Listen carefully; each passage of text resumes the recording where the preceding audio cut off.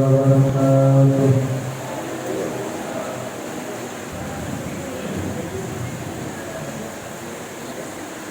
Allahu Akbar, Allahu Akbar, Allahu Akbar.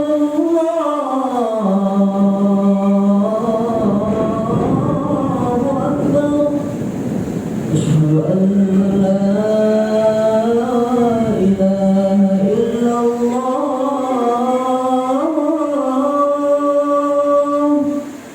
Asyhadu an la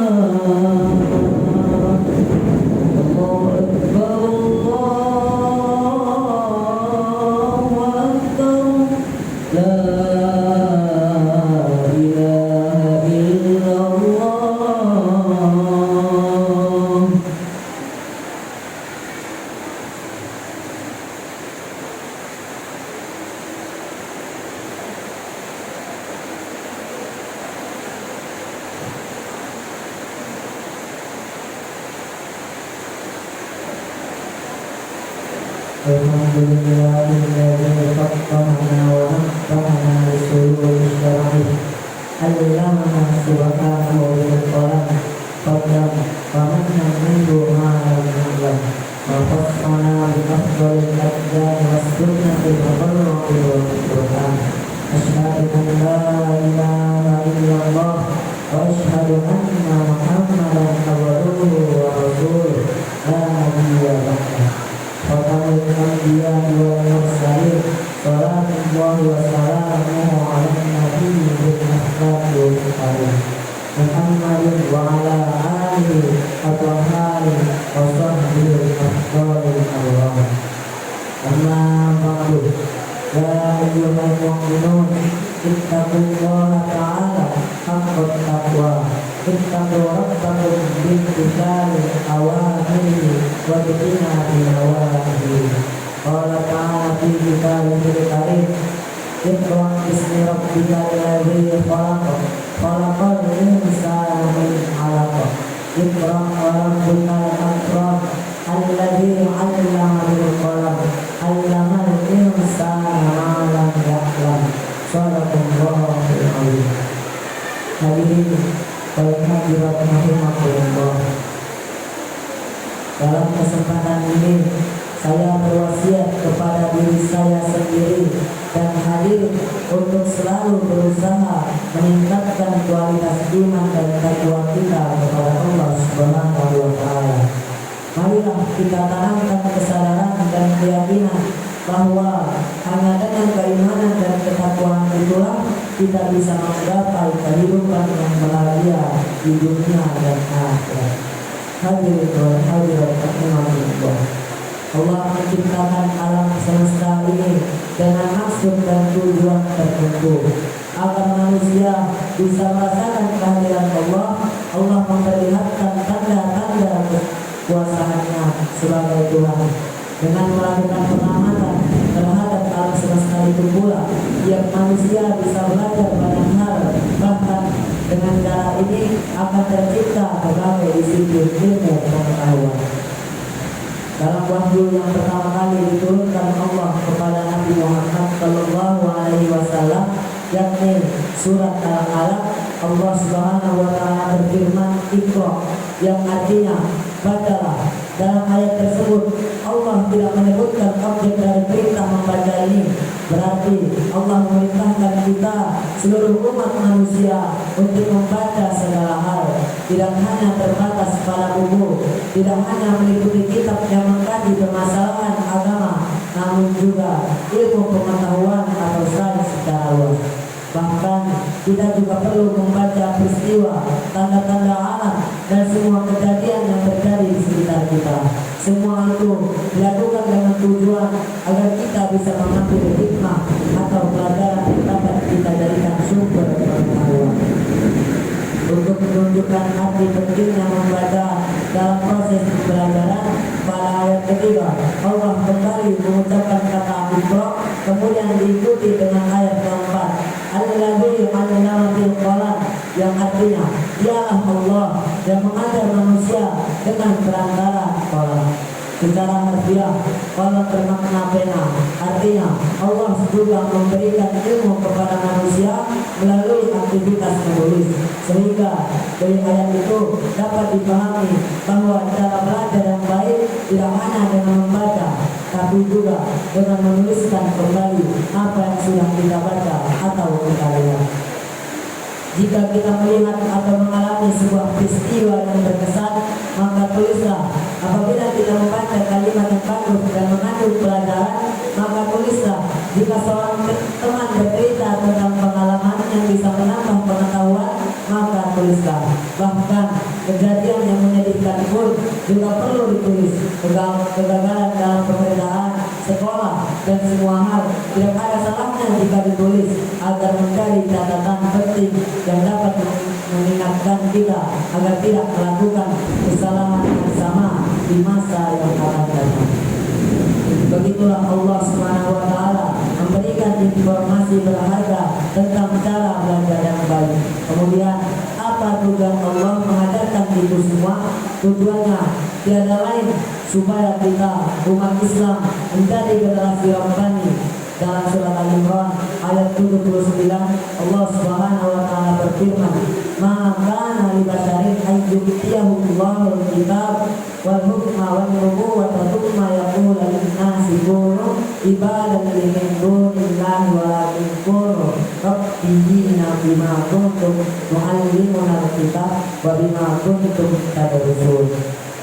Tidak wajar bagi seorang manusia yang Allah berikan kepadanya Alkitab, hikmah, dan kenabian, lalu dia berkata kepada manusia, "Hendaklah kamu menjadi penyembah-penyembahku, bukan penyembah Allah." Akan tetapi harusnya dia berkata, "Hendaklah kamu menjadi orang-orang Rabbani, karena kamu selalu mengerjakan Alkitab dan disebabkan kamu tetap mempelajarinya." Menurut tafsir Ibnu Abbas, Rabbani diartikan dengan ulama fuqaha amil. Ulama fuqaha amil berarti orang yang alim, memiliki pemahaman yang mendalam dan juga mengamalkan ilmunya. Karena itu, jika kita mengenal seseorang yang berilmu dan berakhlak mulia, yang pandai agamanya dan baik pula hubungan sosialnya, maka orang seperti itulah yang patut diteladani dan dijadikan tempat bertanya jika kita mempunyai permasalahan. Mengenai konsep pendidikan, ada dua istilah yang perlu dipahami secara mendalam, yaitu tarbiyah dan tabiat. Dalam bahasa Indonesia, kata tarbiyah diterjemahkan menjadi pendidikan. Apabila dibandingkan dengan istilah pengajaran yang diambil dari kata taklim, tingkatan kata tarbiyah jauh lebih tinggi. Sebab pendidikan tidak hanya meliputi proses transfer ilmu pengetahuan, tetapi juga nilai maupun moral. Sedangkan pengajaran hanya mencakup penyampaian ilmu dari guru ke murid. Namun, pendidikan yang baik harus diawali dengan tabiat yang baik, sikap atau perangai yang mulia. Mengenai hal ini terdapat sebuah kisah yang bisa kita ambil hikmahnya.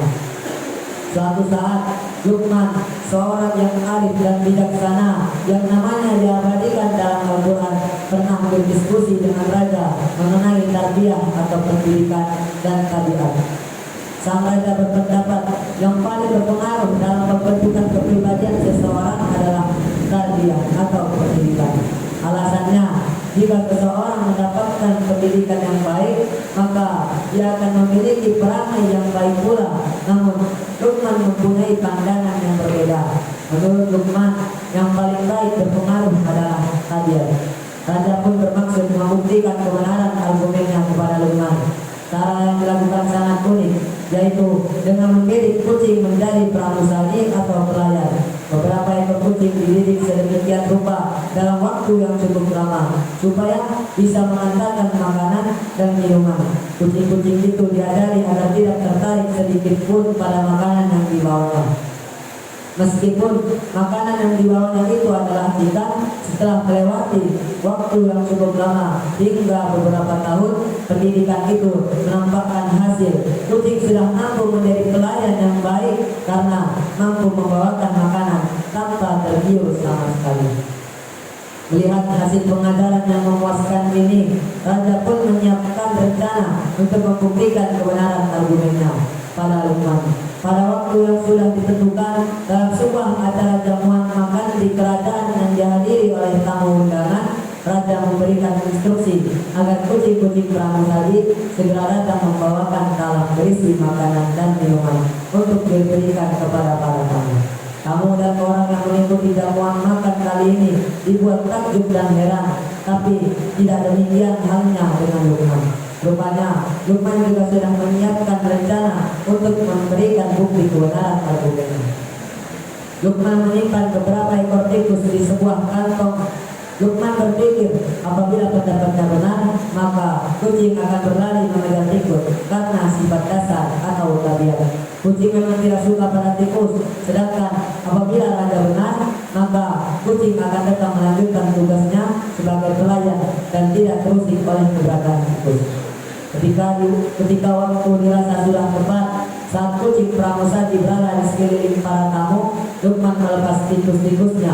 Melihat tikus-tikus yang berkeliaran, semua kucing langsung berlari kencang mengejar tikus. Semua makanan dan minuman yang dibawa seketika itu jatuh berantakan. Suasana pun menjadi kacau, akan tetapi sang raja justru tertawa dan berkata dalam hati, ternyata pendapat Luqman memang benar. Hadirin wal hadirat rahimakumullah.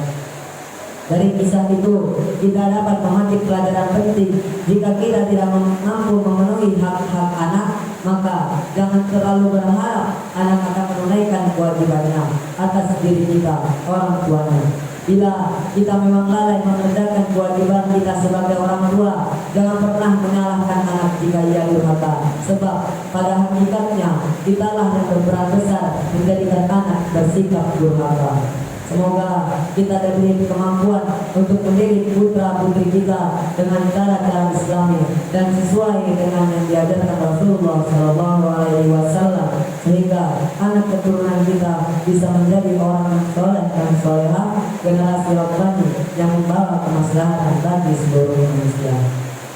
Barakallahu li wa lakum fil Qur'anil Karim wa nafa'ani wa iyyakum bima fihi minal ayati wa dzikril hakim. Wa taqabbal minni wa minkum tilawatahu innahu was-sami'ul 'alim.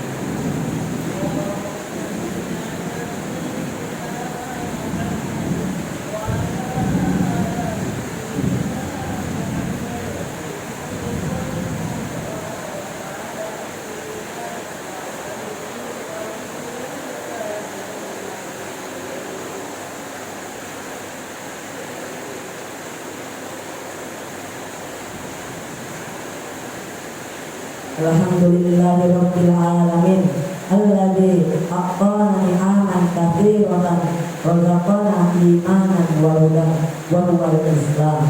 Asyhadu an la ilaha illallah wahdahu la syarika lah wa asyhadu anna Muhammadan rasulullah wa ala alihi wa ashabihi muhtadin ajmain. Allahumma shalli wa sallim wa barik ala Muhammad khairu khalqillah sayyidil anbiya wa azkar anbiya. Amma ba'du, ya ayuhan nas, usikum wa nafsi bi taqwallah faqad faza muttaqun. Qala Allah ta'ala, ya ayyuhalladzina amanu taqullaha haqqa tuqatih antum muslimun.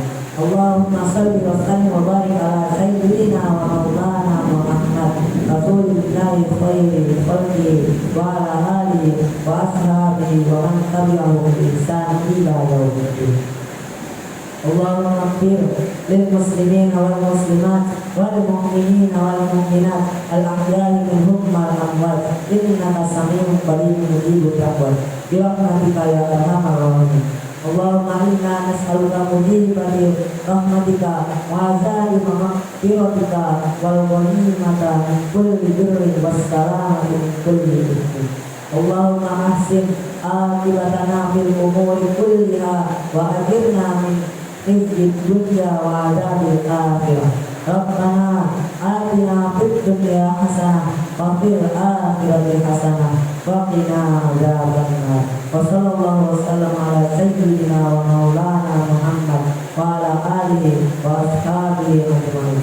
Subhana rabbika rabbil izzati amma yasifun wa salamun ala mursalin walhamdulillahi rabbil alamin. Aqimus shalah.